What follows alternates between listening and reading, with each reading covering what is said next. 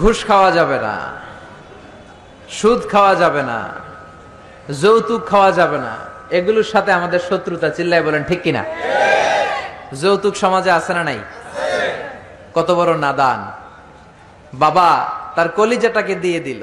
প্রত্যেকটা মেয়ে তার বাবার কাছে কলিজা, ঠিক কিনা? এত বছর ধরে মেয়েটাকে আদর সোহাগ ভালোবাসা দিয়ে বড় করে কলিজাটাই তো তোমারে দিয়ে দিল, তুমি এবার কি চাও? এগুলো কপাল পড়া, এগুলো কি? কিন্তু পত্রপত্রিকা খুললে দেখা যায় যৌতুকের জন্য বউয়ের উপর নির্যাতন, পিটায় হাড্ডি ভেঙে ফেলছে, এসিড মেরে ঝলসে দিছে। এগুলোর সাথে আমাদের কোনো সম্পর্ক। সমাজ থেকে যৌতুক দূর করে দিতে হবে। রাজি আছেন তো? সবাই রাজি আছেন? বাবা যারা আছেন, ছেলের বাবা হাত তুলেন, আওয়াজ করে বলেন, হে আল্লাহ, আজকের মাহফিলে হাত তুলে ওয়াদা করলাম আমার ছেলের বিয়েতে 1 টাকাও যৌতুক নিব না। তুমি তৌফিক দাও। আমিন। আর জোরে আমিন। হাত নামান। এখন বিয়ে হয় নাই, এখনো কপালে কেউ জুটে নাই, এরকম ছেলে পেলে যারা আসো হাত তোলো, চিৎকার করে আল্লাহরে ডেকে বলো, আল্লাহ, হাত তুলে ওয়াদা করলাম আমার বিয়েতে 1 টাকাও যৌতুক নিব না। তুমি তৌফিক দাও। আমিন। আর জোরে বলেন আমিন। যৌতুক একটা সামাজিক ব্যাধি, আমরাই পারি এটাকে সমাজ থেকে দূর করে দিতে। কারণ আমি, আপনি, আমরা মিলে এই সমাজ, আমরা সবাই যদি একসাথে দাঁড়াই, একসাথে দাঁড়ালে শক্তি আছে না নাই? অনেকদিন আগে আমি টেলিভিশনে খবর দেখতে দেখতে একটা অ্যাডভার্টাইজমেন্ট দেখেছিলাম।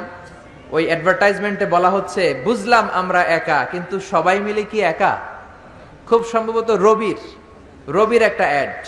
বুঝলাম আমরা একা, কিন্তু সবাই মিলে কি একা? সবাই যদি একসাথে দাঁড়ায় তাহলে কি আর কেউ একা থাকে? নিজের মেয়ের বয়সী একটা মেয়েকে বখাটে ছেলেরা রাস্তায় টিজ করে, কিচ্ছু বলে না, সোজা হেঁটে চলে যায়। নিজের বোনের বয়সী একটা মেয়েকে হাই স্কুল থেকে বেরোয়ার পরে বখাটে ছেলেগুলো ডিস্টার্ব করে, অন্যান্য মানুষেরা দেখে, কিছুই বলে না। এরকম আছে না নাই? আপনি সেখানে দাঁড়িয়ে যান, আপনারা 5 জন সেখানে দাঁড়িয়ে যান বাঘের বাচ্চার মতো, বখাটে ছেলেগুলো দৌড়ে পালানোর জায়গা পাবে না। চিল্লা এখন ঠিক কিনা? এজন্য সমাজটাকে সুন্দর করার জন্য আপনার একটা সুন্দর সিদ্ধান্তই যথেষ্ট, আপনার ডিসিশনটাই যথেষ্ট, আপনার একটা প্রবল ইচ্ছা শক্তি যথেষ্ট যে আপনি হকের পক্ষে থাকবেন নাকি হকের বিপক্ষে থাকবেন। এজন্য আমরা সব সময় হকের পক্ষে না বিপক্ষে? কোরআনের পক্ষে না বিপক্ষে?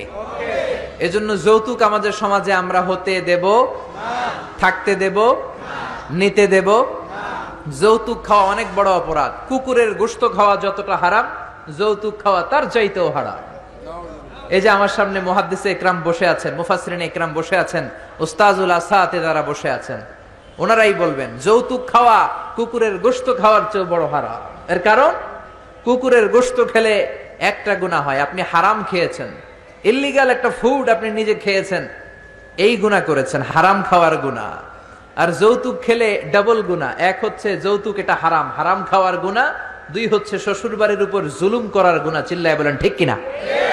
বিশ্বনবী বলেছেন, না যুলমু যুলুমাতুন ইয়াউমাল কিয়ামা, জুলুম কিয়ামতের দিন অন্ধকার হয়ে জালিমের কাঁধের উপর চেপে বসে যাবে। সে পুলসিরাত পার হতে পারবে না, সে সামনের দিকে প্রসিড করতে পারবে না, সে জান্নাতের ঘ্রাণও পাবে না। চিল্লায় বলেন ঠিক কিনা? এজন্য যৌতুককে আমরা সমাজ থেকে ঝাড়ু পিটা করে বিদায় করে দিব। রাজি আছেন? রাজি আছো মুসলমান?